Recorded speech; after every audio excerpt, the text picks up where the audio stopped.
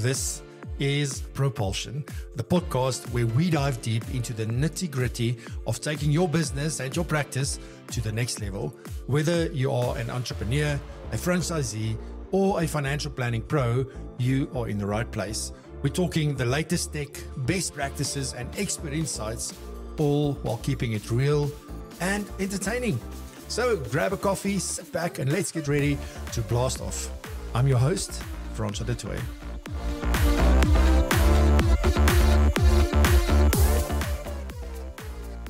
Errol, warm welcome to Propulsion Live. I was waiting a long time to say that to you.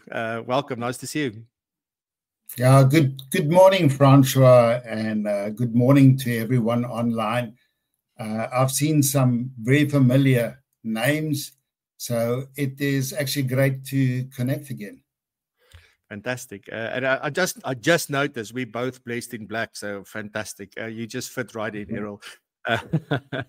Errol, we don't have a lot of time, so I've got a lot of questions. I've got a long list of questions and things that I do want to ask you.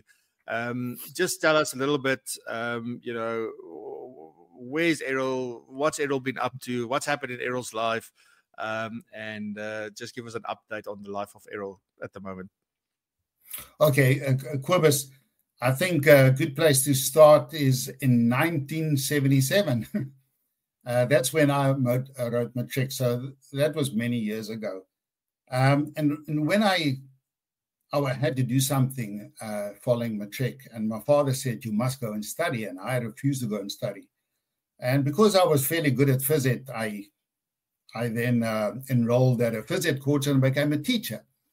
So the significance of that is that after about 40 plus years, it took a full circle, and it seems that this is where I'm back again, and this is what I'm doing. So starting off as a teacher, I know I wouldn't do a lot of justice to the kids when they looked at me, and I enrolled for law. And since I traversed into SARS as a tax advocate, and then also court marshals, as some people may have heard that name but never experienced. I did that, started small practice, and then joined Standard Bank, and then I had to retire at the age of 63. So even then, I tried to figure out then what is it that I actually do? And it was actually so interesting to listen to Kim and Quibus, because they were kind of spot on.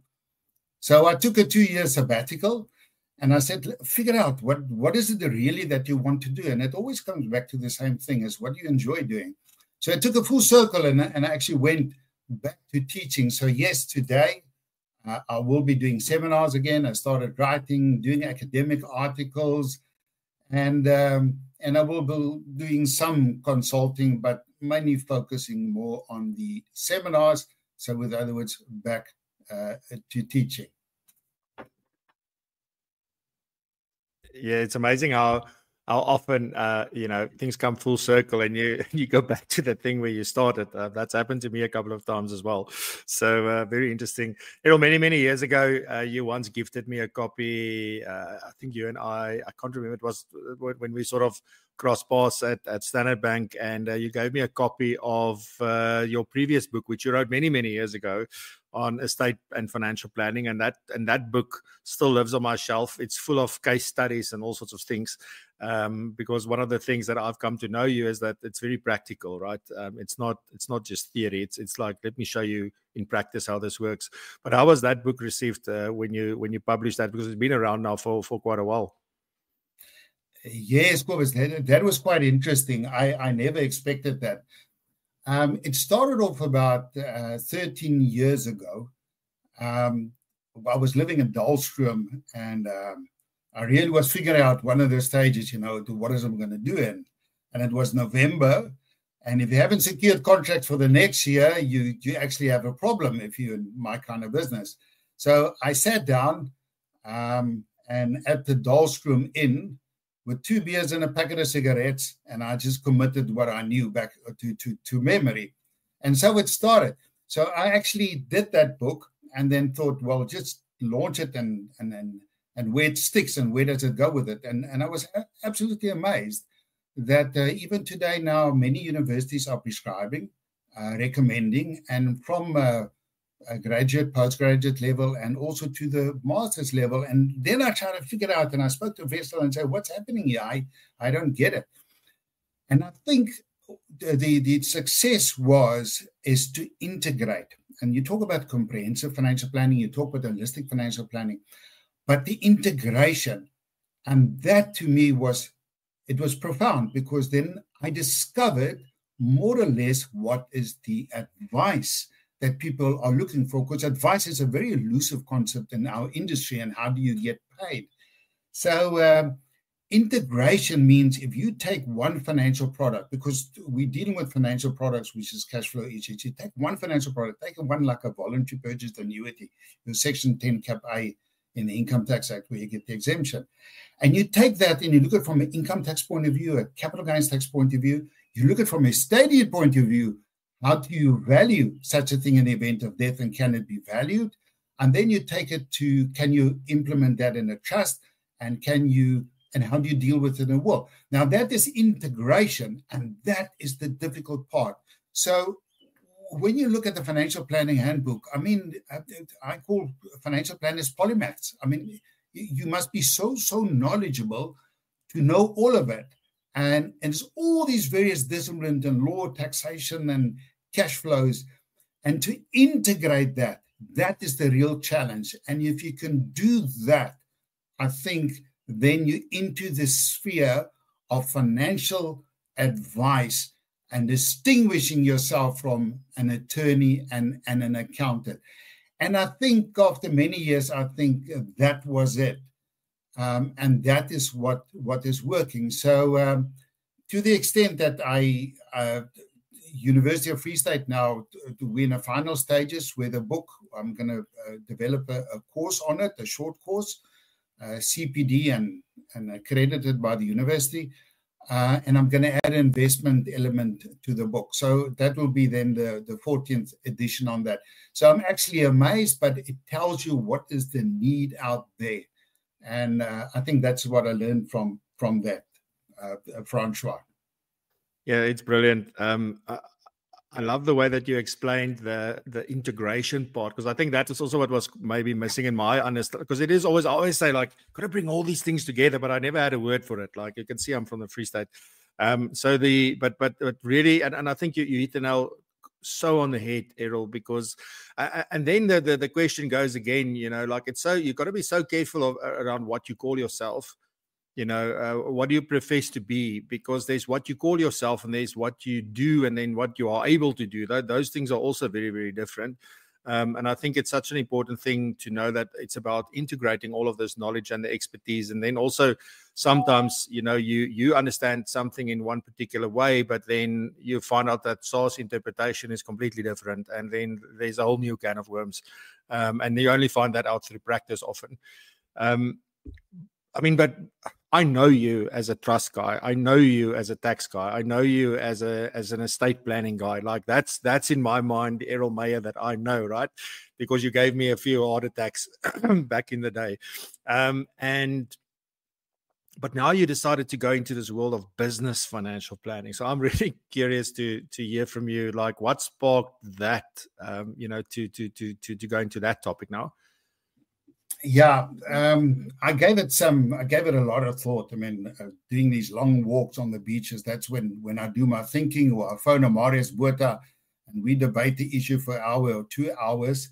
So I gave it a lot of thought. And I'm always looking, what is the problems that one can solve? Now, globally and in South Africa, we find that we are urged to do comprehensive planning, the holistic financial planning.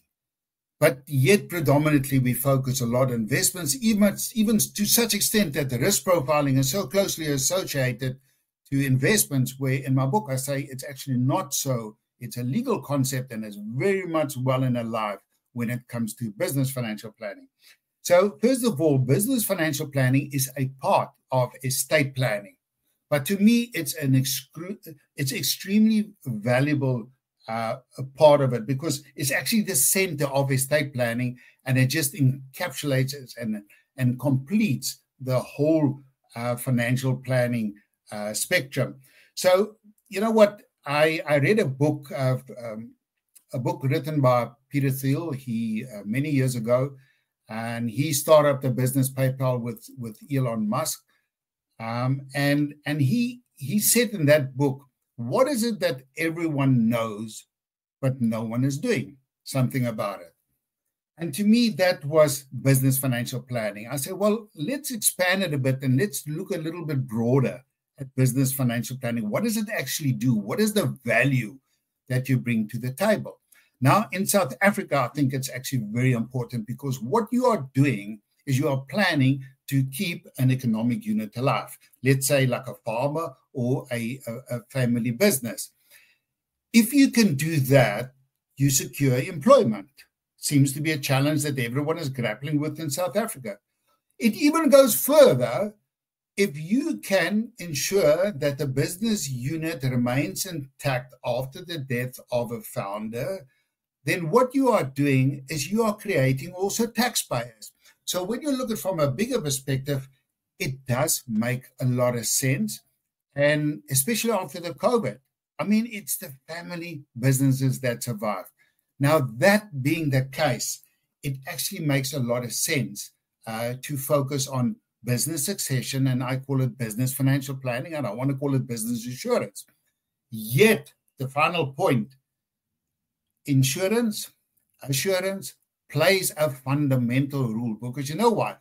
Only financial planners are licensed to do that.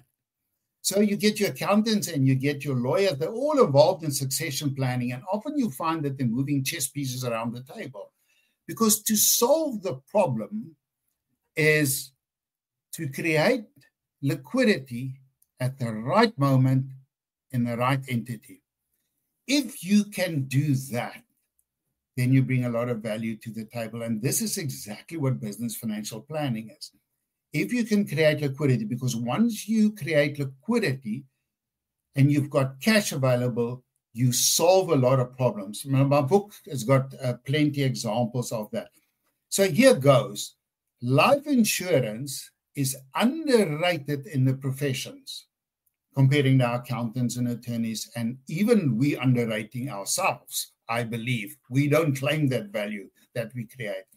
But creating the cash flow like a life insurance policy, which is very intricate and very complex in its own right, especially when it comes to the tax implications. If you can create that in the right entity, like let's say a company, you strengthen the balance sheet of a company, and a stoic nature is like the natural flow of water, it would just solve a lot of problems like repaying the loan account. So Francois, I saw all these things, and I say it makes so much sense to put all these things together. So I coined it the term business financial planning. And if you start there, you get involved with families and the relationship and a lot of added value because only financial planners can deal with life insurance. Yeah, absolutely, Brian. I do want to show the book quickly. I love this book. Like the book is just, sorry, I put my hand on there now. The book is just, it looks like it's striking, right? Hopefully we're going to see this in an exclusive books as well, because you'll stand out, Errol. This is really a great book. You can see there's a lot of, it's quite a thickish book, but it's so easy to read and all of that. So we will tell you a little bit more at the end where you can get hold of this book, obviously, because that's going to be on a lot of people's, that's definitely going to be some of the questions. You are talking about family-owned businesses, how important they are, and that they're the ones that survive, etc., etc. But they also, I'm pretty sure, come with some challenges. I mean, mine is pretty much a family business. So what are some of the intricacies or the challenges and things that financial advisors or planners should prepare themselves for when they deal with these, specifically with family-owned businesses? Yeah, that's a very important question. If you think of a family business, what I often see is conflict, family conflict.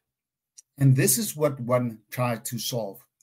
In the book, I also talk about when I see a person or a family, I look at the rights, obligations, and expectations.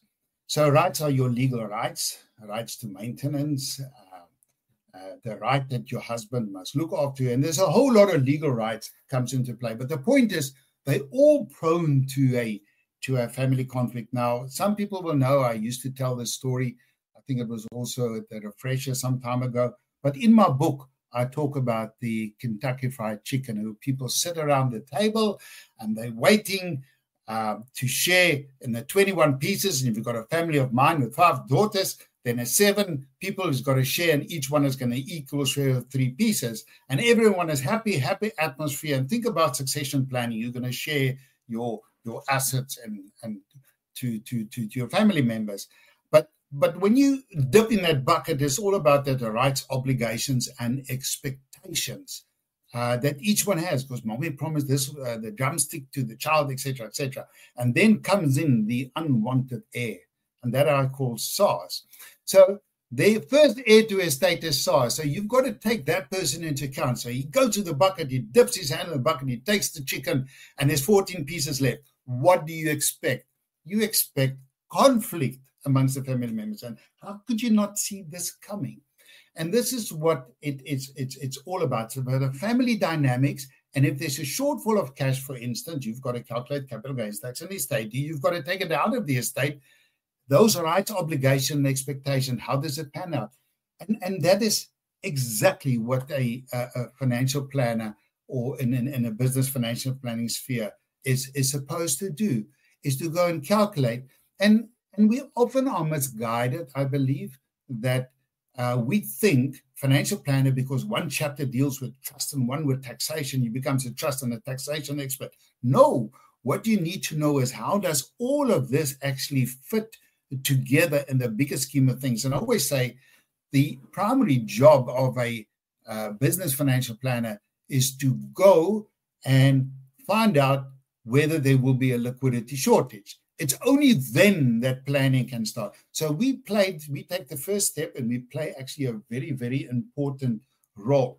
So to answer that question, I think that have a good understanding, and this is what financial planners are good at, have a good understanding of family dynamics and what can happen if that heir comes walking and claim his cash in the event of their CGT and estate duty, which can be quite substantial these days, up to 30% of estate. And now you try and solve what you plan to do with the succession planning for your clients. So I think those are the challenges foremost, and obviously then being an expertise in your field. So I hope that does that make sense, Francois, when I say that? Yeah, absolutely. And then I guess, there might be conflict at that point in time, but I also often see where family members, there's just tension whilst the business is running and while they're working together in the business. There's loads of issues like that. And then I once also had an experience where a business owner said to me, like, look, my whole intention is for all 3 of my kids to inherit equally, sort of in value. 2 of them are involved in the business. 1 was not involved in the business, but they wanted them to have equal value from the estate at the end. And when we took the will and we almost transposed that onto a spreadsheet, it turned out that the one son got like 80%. And then the other child that also worked in the business got like 15%, and the child who wasn't involved was on about 5%. But in his mind, his will was set up in a way that they should inherit, call it then equally. Do you find that often? Oh yeah, you know what? There's a story in the book which is actually a true story that I tell, and the story goes, it was many years ago. It was in the Eastern Cape. I don't name the names, and we went out, and it was a farmer and his wife and his son and his daughter. Now, this was prior to capital gains tax 2001, and estate duty was now the big one to deal with. So we went out to the farmer, and he explained that the farm should go to the son because this is a tradition, but the daughter gets very little. And then, okay, well, that's fine. We're going to take out a life insurance policy, and we're going to make sure that the estate duty is payable, etc. It all works out fine. But then he was uninsurable. Now you have a problem. How are you going to deal with that one?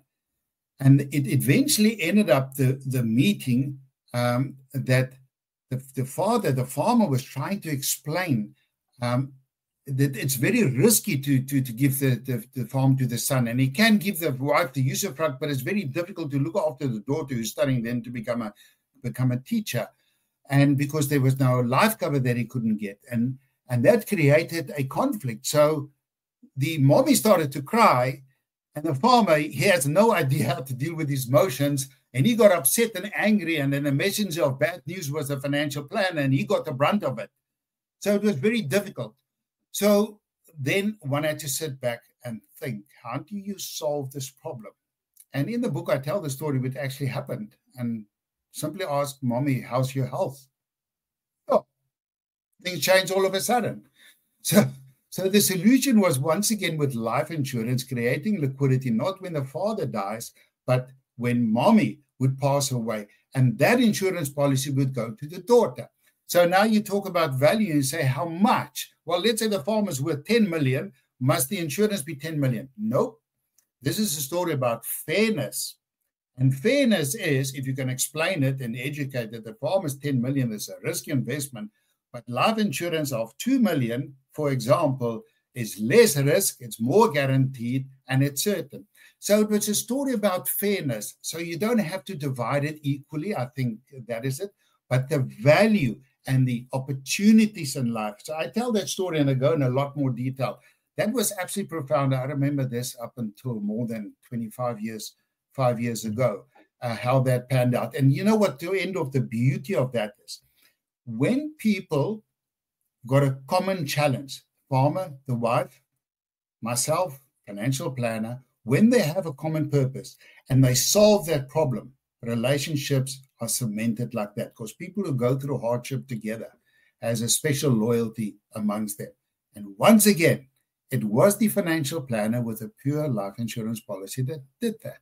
So that is my one story, and that just exemplifies the role that financial planners can play in the industry. Yeah.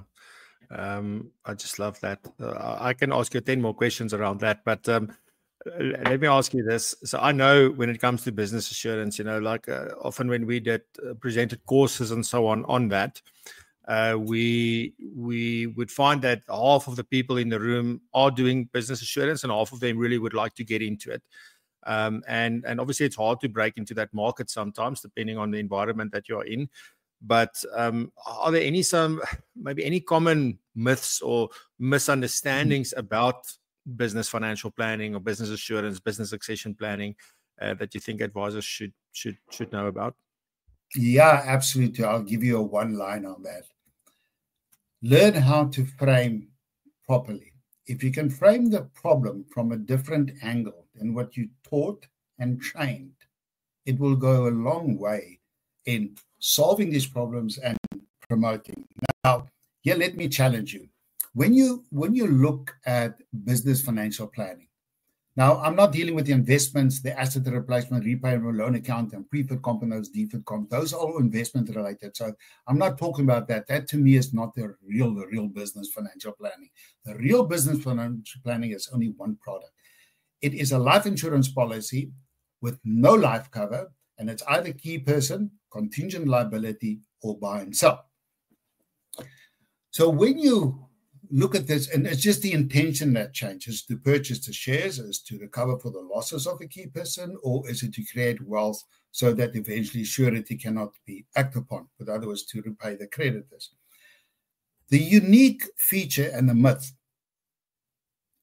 is that life insurance is a grudge payment. And that is well known. You can speak to the other professionals, you can speak to people in the street. That's the way I see it. And I say when it comes to business financial planning, that is absolute nonsense. When you deal with business financial planning, a life insurance policy changes character and it becomes an investment. Now think about that. And I'll give you an example. If you and I enter into a buy and sell agreement, then you will take on insurance for my life and vice versa. The focus is that in the event of you dying, I get money to purchase your shares. So it's nothing else than investment. The only thing is we don't know who's going to die first. So you will find, and I go into my book in detail, is identifying the risk profile correctly. We are not doing it correctly. We do it from a personal point of view. So when I hear buy and sell, oh, then your spouse can have money in order to buy the groceries, etc. Nope, that's the wrong take.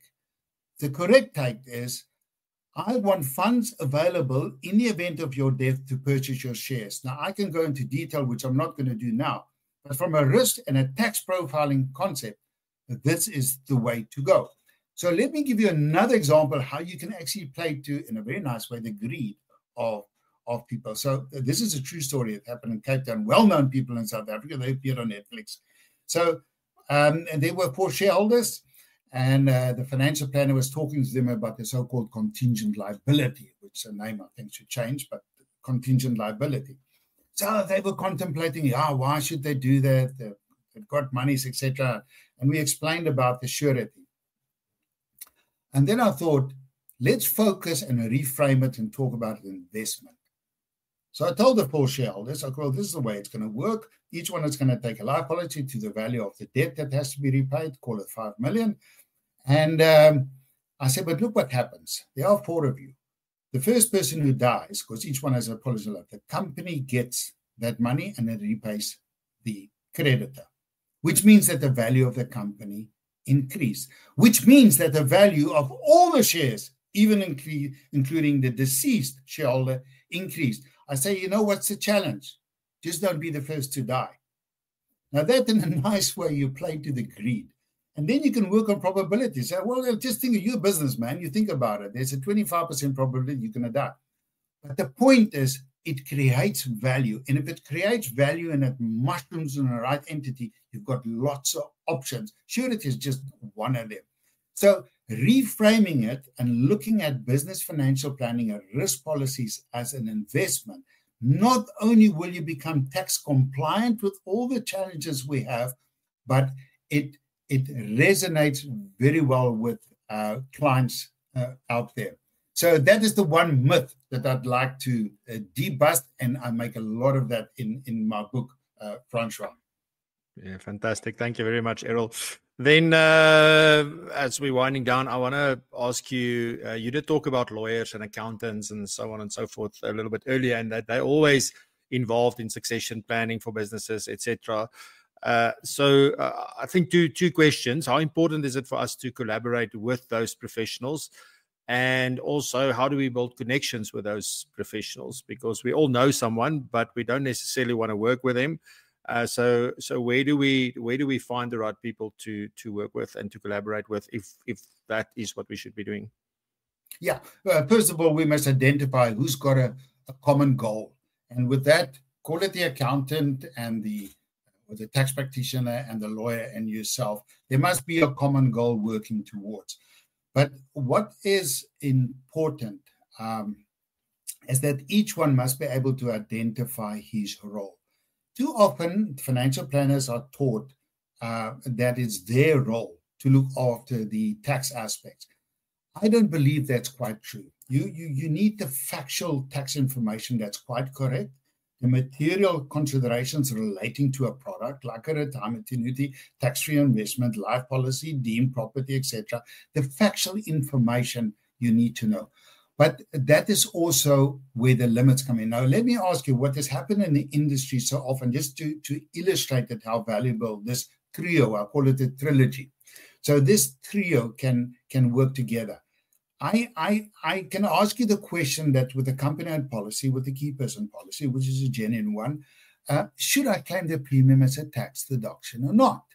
And many financial advisors would be, oh, no, don't claim it because it is simply tax-free if you exercise that option, which is an absolute oddity in our tax law, by the way, especially after 2012. So now you have to express some tax advice.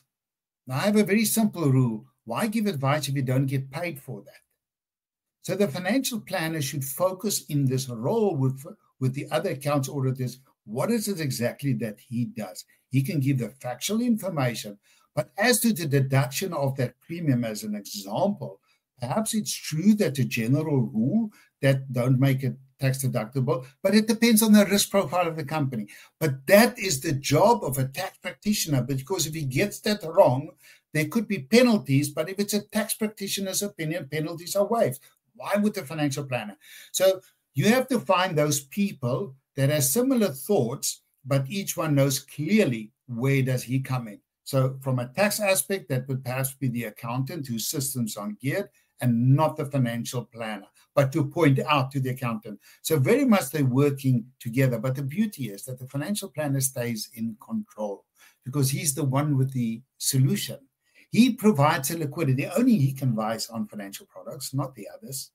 So he's the one that solves the problem, how much it should be with the cash flow analysis, because at the end of the day, financial planners in the game of cash flows. This is how we distinguish ourselves. All our financial products are geared towards that. If you look at an investment, it's geared for a future goal. If you look at life insurance policy, it's cash flows that you need not at retirement, but the cash flow that you need now. So we are actually cash flow experts, and that's why we have our financial analysis, not legal and accounting experts. So the first thing is that what one must learn is exactly where do I fit in, which role do I play, what do I expect from the attorney, and what do I expect from the accountant? And you as a financial planner can put that all together. So maybe that will, as an introduction, can give one some idea how to position yourself and what is it that you should do and the people you should look out for to collaborate with. Francois. Absolutely amazing. Thank you very much, Errol.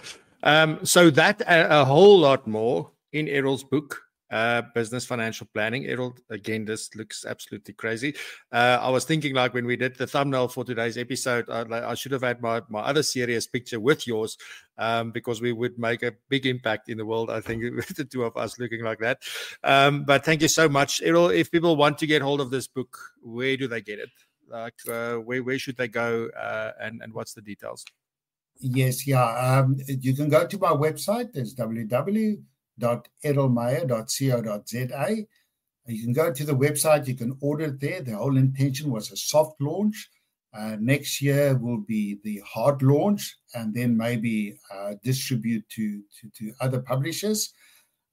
So when we roll out the seminars, will be the hard launch, and then it may be available at other places. But for now, look out for the seminars, and also go to my website, Errol Meyer, and you will find some other educational material there as well. Thank you, Frank. Yeah. Thanks very much, Errol. And Errol has become a little bit more active on LinkedIn, so do go follow him there as well. Although he says there's too much going on, it's too busy. But do go follow him there, because you will see when the seminars are available and more about the book and where you can hear more from Errol. Errol, a massive thank you. It was an incredible conversation. I wish we had more time. But thank you very much. Wishing you all the best with the book and with the seminars and all of it next year, and hoping to see you in person very soon. Thank you, Francois. Thank you, everyone. Goodbye. Appreciate you all being here. Thank you very much for joining us today. We'll be back next week, same time, same place, for it's probably the second last episode. I can't now remember, second or third last episode. I'm not sure. I'll go check. Anyway, it doesn't matter. Have a fantastic weekend. Stay safe, be blessed and prosper, and continue to raise the bar. Love you lots. Bye-bye. All right, folks, that's a wrap for this episode of Propulsion. I hope you got as much out of this as I did. Remember to tune in every Friday at 8 a.m. South African time for our live show called Propulsion Live. You can find it at www.propulsion.co.za/live. And trust me, you don't want to miss it. If you enjoyed this episode of the podcast, hit that subscribe button or the follow button and share it with your friends, colleagues, and anyone else you think would get something out of it. Thanks for tuning in, and I'll catch you in the next one.